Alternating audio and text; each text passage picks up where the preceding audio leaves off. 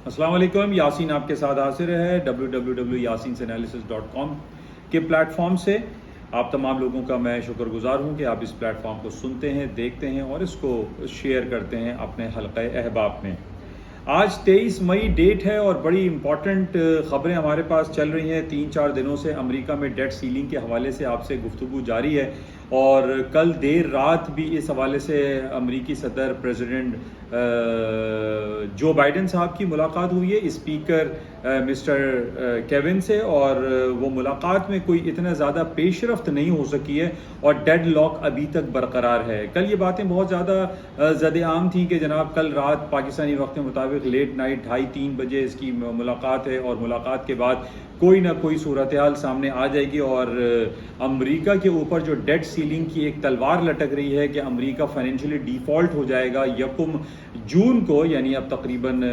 हफ्ता रह गया है। तो इस हवाले से बहुत ज़्यादा चहमगोइयाँ हो रही हैं और अमेरिका की स्टॉक मार्केट भी इसी हवाले से थोड़ा सा डाउन ट्रेंड की तरफ है। बहुत ज़्यादा डाउन तो नहीं कह सकते, लेकिन चूंकि अभी तक ये बातें चल रही हैं कि जनाब ये कोई ना कोई डील हो जाएगी on the basis of previous history background. हमने ये देखा है कि डेट सीलिंग के हवाले से हर साल ये मसला अमेरिका में दरपेश रहता है कि जनाब उनके एक्सपेंडिचर ज़्यादा हैं और उनकी इनकम कम है। इस हवाले से बहुत सारी पेशरफ्त होती हैं, कांग्रेस इसको ओके कर देती है, लेकिन जब हाउस ऑफ रिप्रेजेंटेटिव में ये मामला जाते हैं तो वहाँ पर इसको रिजेक्ट कर दिया जाता है, या वहाँ के जो रिप्रेजेंटेटिव हैं, वहाँ के जो नुमाइंदगान हैं, वो उसको वॉकआउट कर जाते हैं, जिसकी वजह से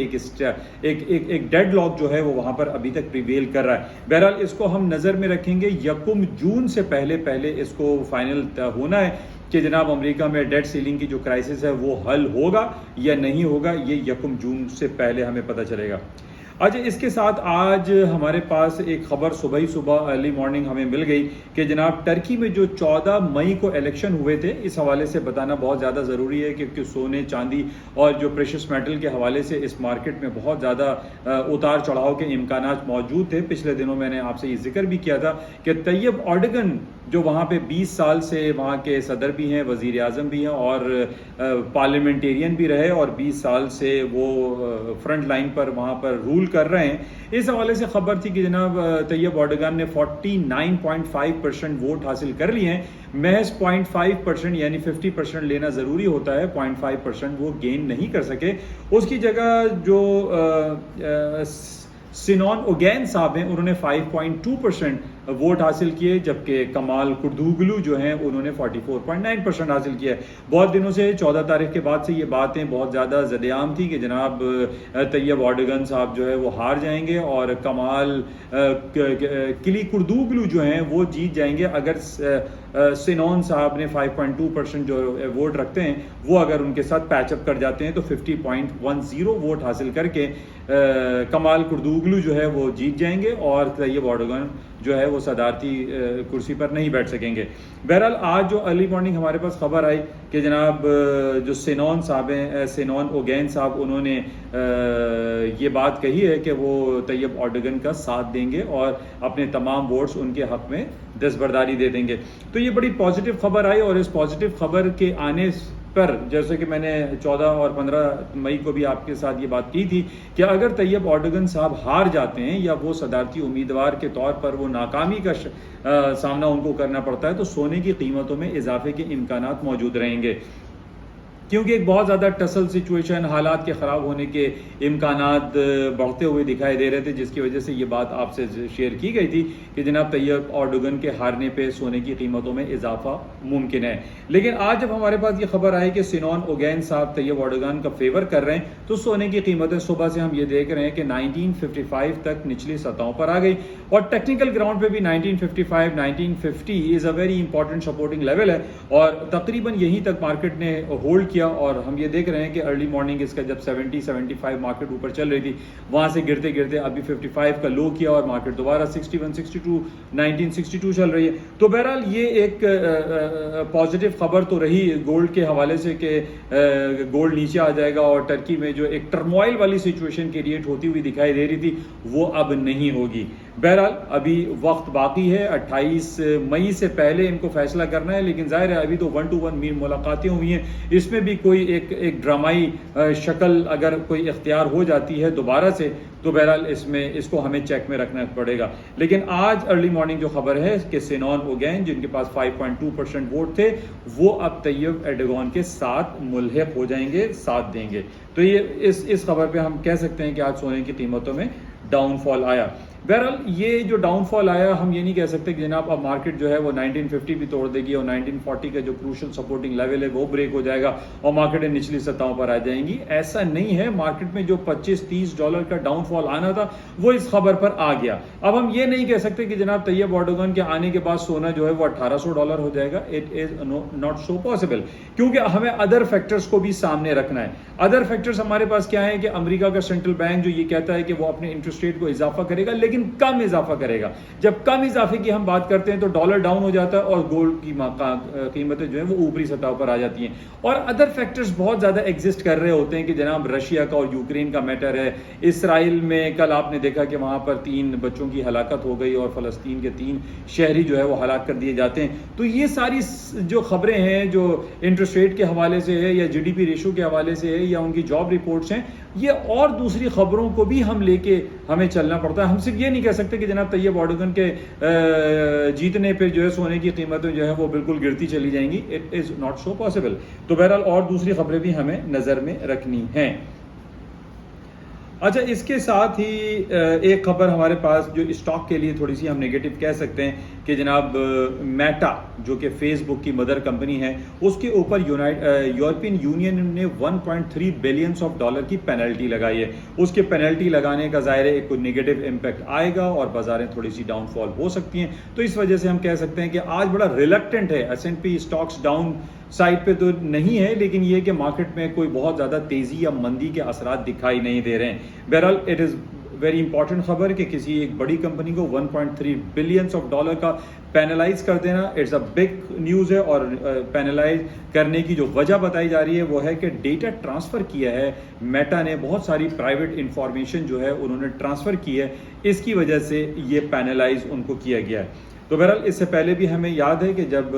3-4 سال پہلے ایپل کے اوپر بھی یہی پینلائز کیا گیا تھا اور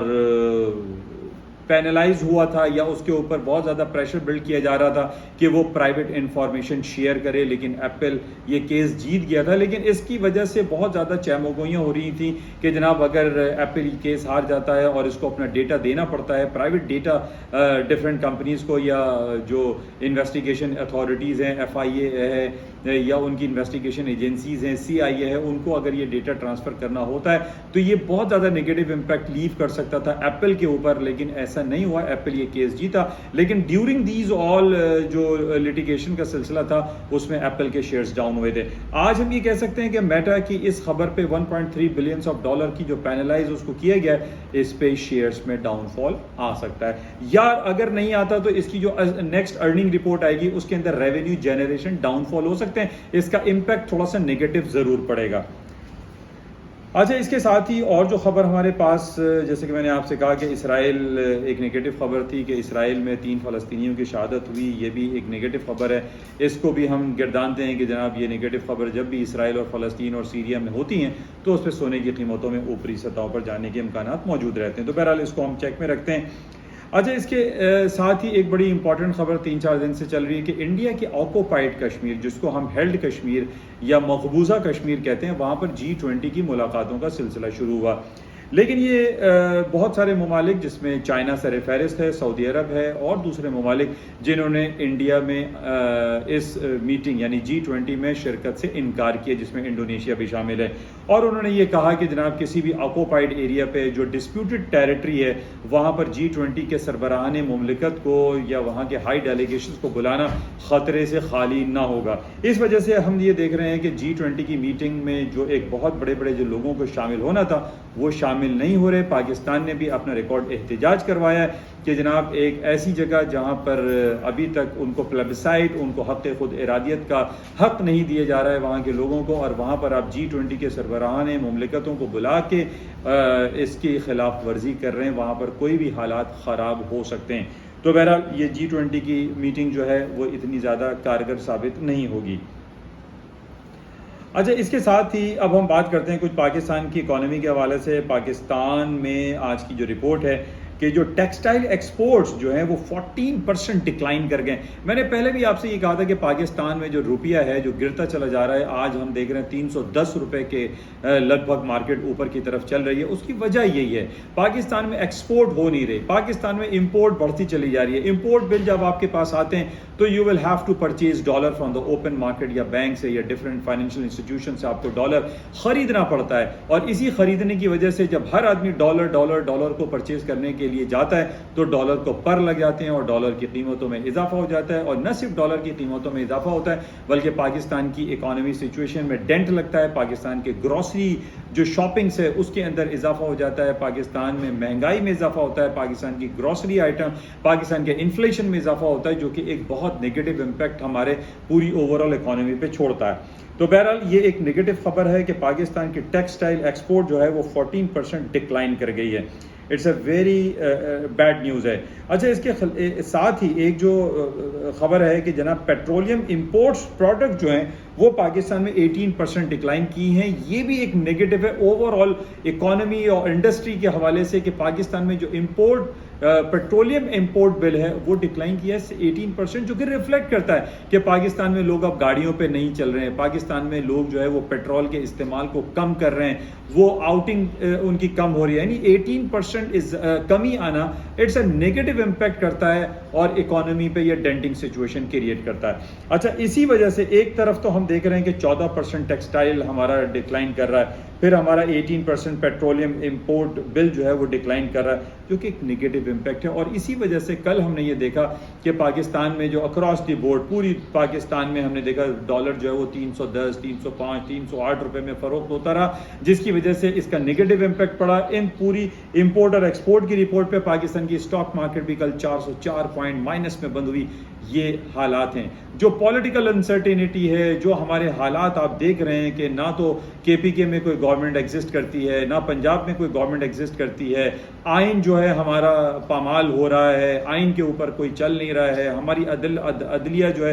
اس کی جو رولنگس آتی ہے اس کو کوئی ہماری گورنمنٹ جو ہے وہ فالو نہیں کرے۔ تو یہ سارے نیگیٹو امپیکٹ صرف ہمارے لیے نہیں ہیں، باہر بیٹھے ہوئے جو لوگ ہیں جو فورن ڈائریکٹ انویسٹمنٹ کی طرف ہمارے پاکستان میں آتے ہیں، جو بلینس آف ڈالر کی انویسٹمنٹ کرتے ہیں، وہ جب ان تمام حالات کو دیکھتے ہیں تو پاکستان میں کوئی انویسٹمنٹ کرنے کو راضی نہیں دکھائی دیتا۔ اور اسی کا منہ بولتا ثبوت ہے کہ IMF پچھلے ایک سال سے پاکستان کو صرف لالی پاپ کے علاوہ کچھ بھی نہیں دے رہا۔ پاکستان کی اس میں جو اسٹاف لیول میٹنگ کے حوالے سے بات ہوتی ہے کہ اسٹاف لیول میٹنگ ہو رہی ہے پاکستان کے ڈیلیگیشن کے ساتھ، اس کا نتیجہ جو ہے وہ صفر ہے، جس کی وجہ سے پاکستان کے فارن کرنسی ریزروز گرتے چلے جا رہے ہیں۔ پاکستان کے فارن کرنسی ریزروز کہا جا رہا ہے کہ آئندہ 2 سے 3 مہینے میں صرف $2 بلین رہ جائیں گے اور پاکستان نیئر دا کولیپس ہو جائے گا۔ بہرحال اگلے مہینے